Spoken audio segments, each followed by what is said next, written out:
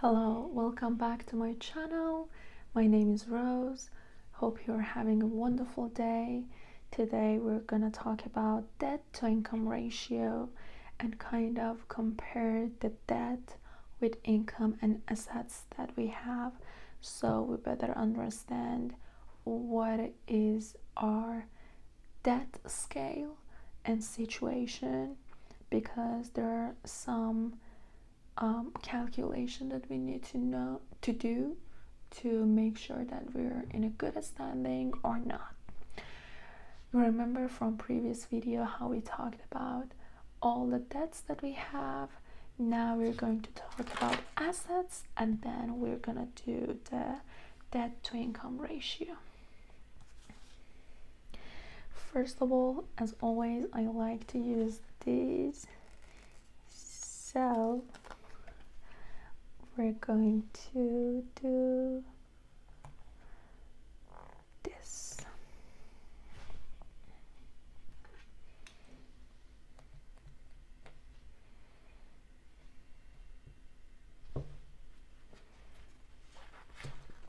What else do I have? I think I used most.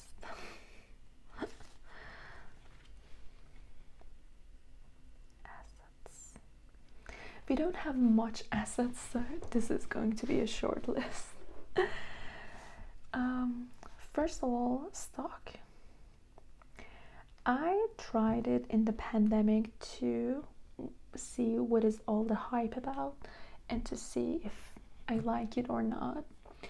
So we invest some money, but then I realized that this is not for me. You know, you have to test some stuff to see if it's yours or not, and it wasn't mine. I'm not the kind of person to look at the numbers, stock numbers, not just daily. You have to look at them hourly or by minute. I'm fine with daily or weekly, but looking at it by hour and by minute, and it's not about just those numbers. You also have to be aware of the latest news, latest politics, and not just about your local news or like your local government, your country's government. You have to know about the whole world's situation, government, politics, economy, and a disaster that recently happened. So it's very exhausting and draining, and it's kind of a full-time job, I can say. So this wasn't ours, but we have some money in this platform, so we have $1,640 in my 401k. Okay, please, I know about 401k, but please be patient with me. I just don't think I'm going to see my 60s with everything that is going on in the world. I just don't think I'm gonna see it, both for my physical health and also because of the environmental challenges that we're seeing. I just don't think I see there. Me and my partner both, we're not gonna see our 60s. And the retirement age is pretty high in America too. We need the money now, and you know, kind of 401k is you either have to pay taxes now or when you want to like pull it out. Either way, you have to pay that tax. The only good thing is that your employer is gonna also match, and my employer is not matching that high yet, because I think after third year in my company they start to match more than 60 or 70%. Until now it was less than 50-60%. Even like the first year was nothing. The first year was 33%. So it's not that high either. and we really need the money now, and we basically can't afford to put money aside because we need it in our daily and monthly life, unfortunately. So please don't come for me, but I have around 7,300 in my 401k. I just started working during pandemic, so it's not that I'm working anywhere long. Our saving is $30,000. We started a couple of years ago with more than this, but we kind of did some renovation in the house. We invested some money in our business, and now we have, and the money was like gone. We only planned for like $10,000 to $15,000, and all of a sudden almost more than a $20,000 was gone from our saving, because we really didn't look at it, and we were like, oh, we're gonna spend it now and then we're gonna contribute again to it. But then the bad things, bad financial things happened one after another, so we haven't been able to contribute that much yet. So we're now at $30,000, which I'm not happy about it. And we have a house. I put the house here, but we bought the house like 10 years ago, but a few years ago we needed some money for business and for some of our debts, so we refinanced the house for 30 years with 2.75 interest rate, which is great, from September 2021. The loan is $122,000, but I think if we sell our house, we sell it for like 40-50 more than this, so we can pay this off and also have additional amount. So it's kind of an asset, but I don't want to put any number because I'm not relying on that number, because we're basically living in it, and if we sell it and we have $40,000 extra, it's not gonna help us because we need a house to live in. But I just put it here as an asset. And I put my income in here too, just to make sure that we got everything. And here it is. This is all of our asset. This is basically our asset. I don't count anything else as asset. So this is a very short list, unfortunately. Hopefully the numbers can be bigger, and the list can be longer in the near future. But also we're thinking of starting a family, so it's a very challenging situation, and I really want to make sure that we have everything right. We have a good financial when we want to do that. At the same time, as you get older, you realize that you never get to that perfect point.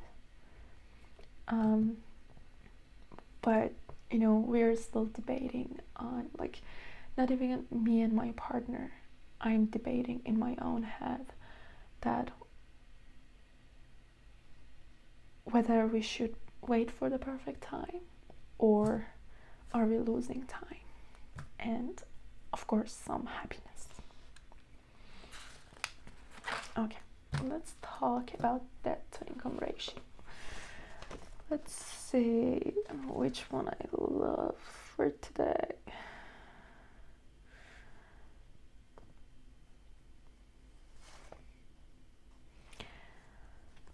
let's put a heart just to make sure that we can be a little happy today. When we're talking about our debt to income ratio, even that it can not be a good thing.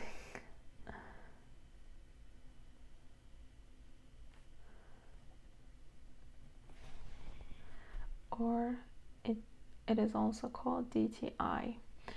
I don't know if you've heard of this before, but if you already purchased the house, if you got a loan approval for looking at a house, you kind of know what this is. But if you haven't, it is basically just a ratio of your debt to income and assets.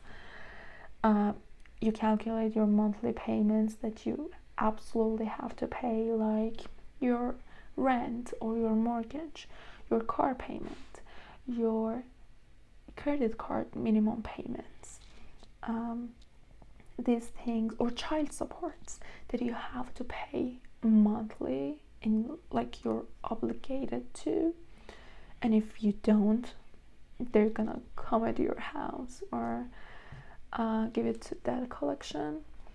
And the income is basically your yearly income before tax, or even I kind of include savings and assets in here too. Or if you have like extra house, or they ask you if you're selling your house or renting your current house and buy a new house, all these things impact this ratio for loan approval. So I'm just going to do a general one with just income, and then another one with including my asset too, just to make sure we get the ratio correctly. The good amount usually is, I think 25% is a very great number for debt to income ratio. It's a perfect number. The debt to income ratio for loan approval or for anyone should not be higher than 45%. They basically, if you have any debt and they want to, I don't know if they want to like give you a loan and you're close to this number or higher than this number, they tell you that you have to use part of that loan amount and pay off one of your debts. And they do not give the money to you to pay that debt, because sometimes can happen that people do not pay those debts. So, and that can have consequences like you cannot afford it. You cannot afford to not pay that debt and get an additional loan. So what they do is, if you have any debt that they say you have to pay in order to meet this range of debt to income ratio, they directly pay that debt and then give you the rest of the money. So let's say you have, I don't know, 10K credit card debt and you're pulling $100,000 loan and you're 50% debt to income ratio. Like, I'm making these numbers, obviously they don't make sense, but they're going to pay $10,000 directly, and then they're going to give you $90,000 just to make sure that you're meeting this. So 45% is not good. 45% and higher, not good. They try to keep you under 45%. So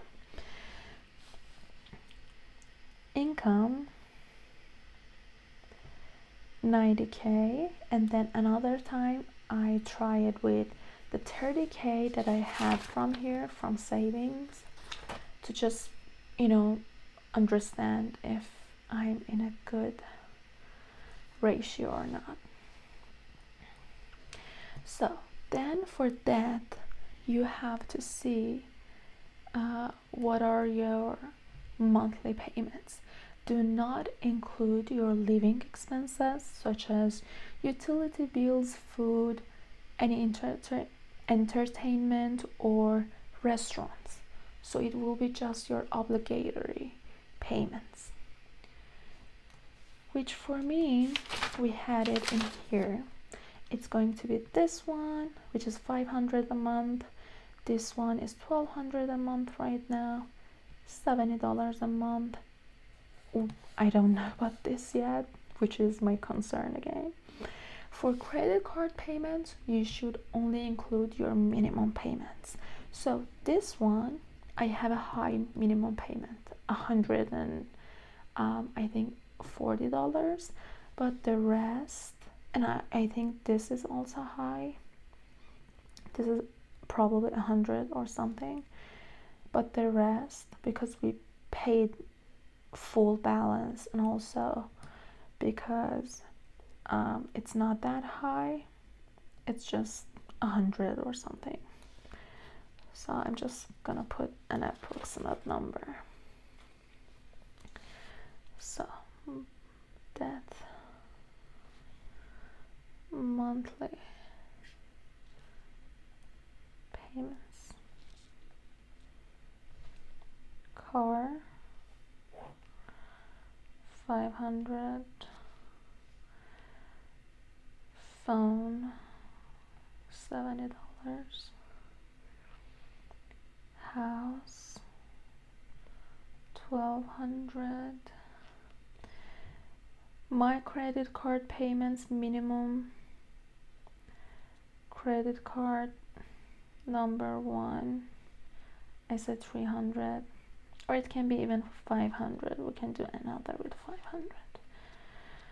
Number two, for my partner, I put again 300, or we can put 500.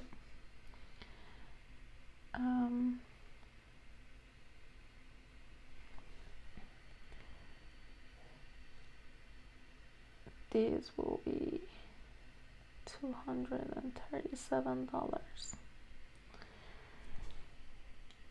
So okay, the calculation is very easy. So we say it's $2,370 a month. What it is in a year? You multiply this by 12, you get 28,440, and you simply divide 90k by 28,000. Sorry, 28,000 by 90k.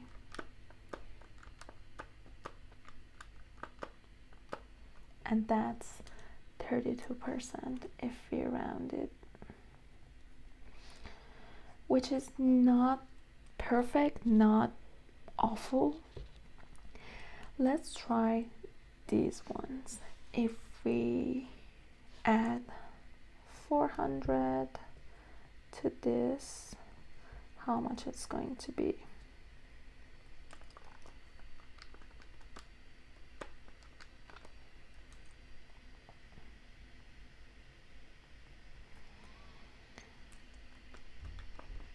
Divide by 90k, it's 36.7%.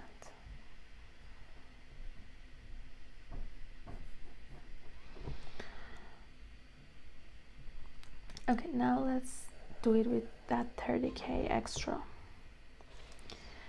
28,440 divide by, so it's going to be 20, almost 4% with that 30k extra. And this one will be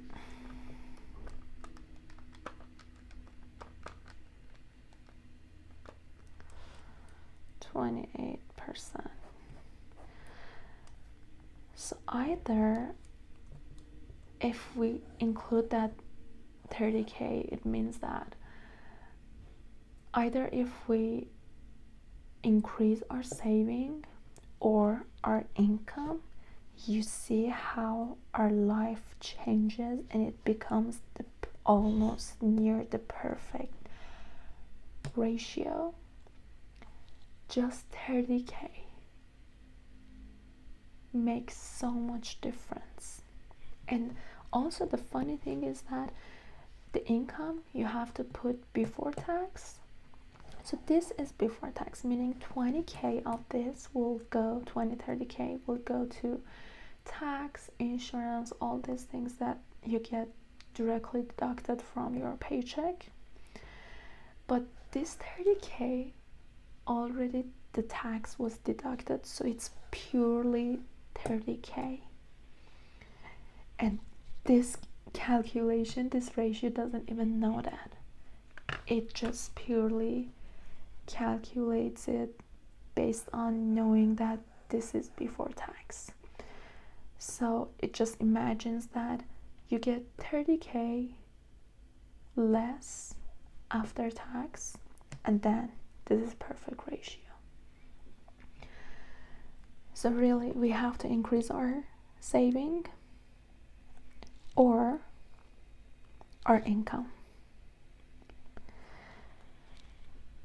because some of our spend cannot be changed. Even with a student loan, it might be even higher. Let's also say our student loan will be 800 a month. It will be, let's just put the worst.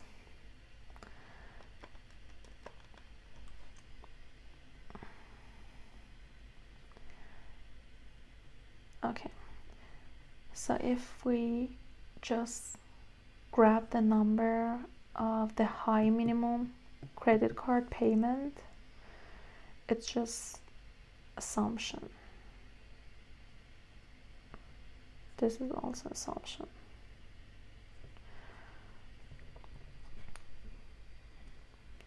And then we times 12, it'd be, okay, I think this will throw off our ratio. So the ratio with 90K will be 47, which is awful. Or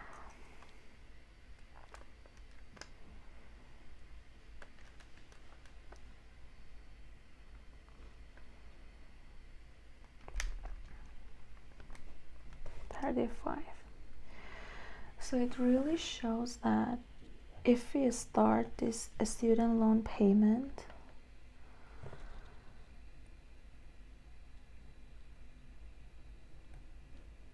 and this is just assumption, it could be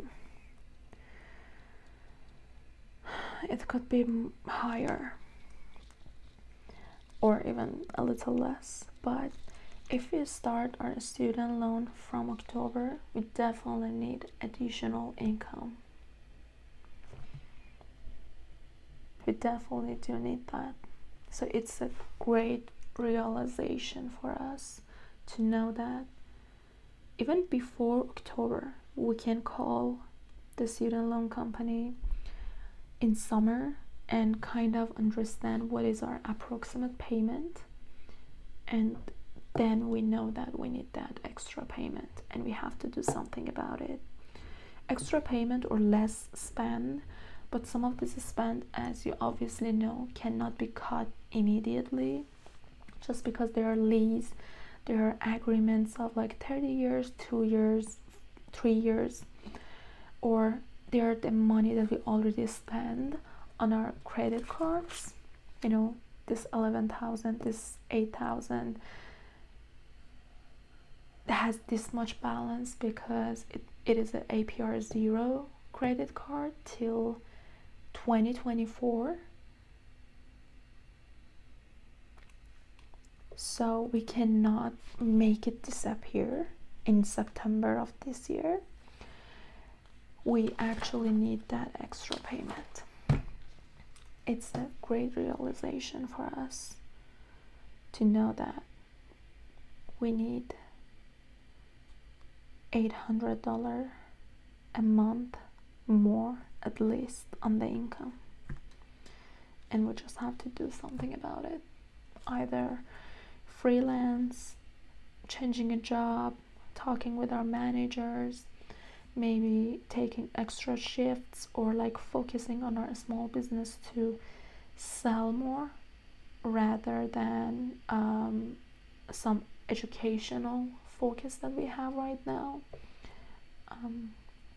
Instead of like building a foundation, which was kind of our focus for the past 6 months, shift the focus to sell more and make money instead of growing that customer base or educational base for our customers, and just sell something.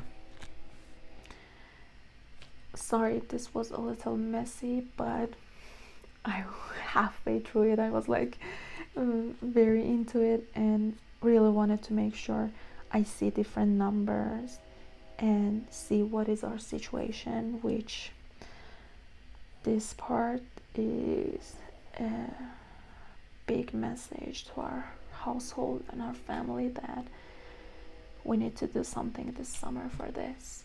So stay tuned. We're gonna share with you what we decided, what we're willing to do, what is our plan, and how we are going to tackle this. Hope you enjoyed this video, and let us know if you have any suggestions or questions. As always, have a great day. Bye bye.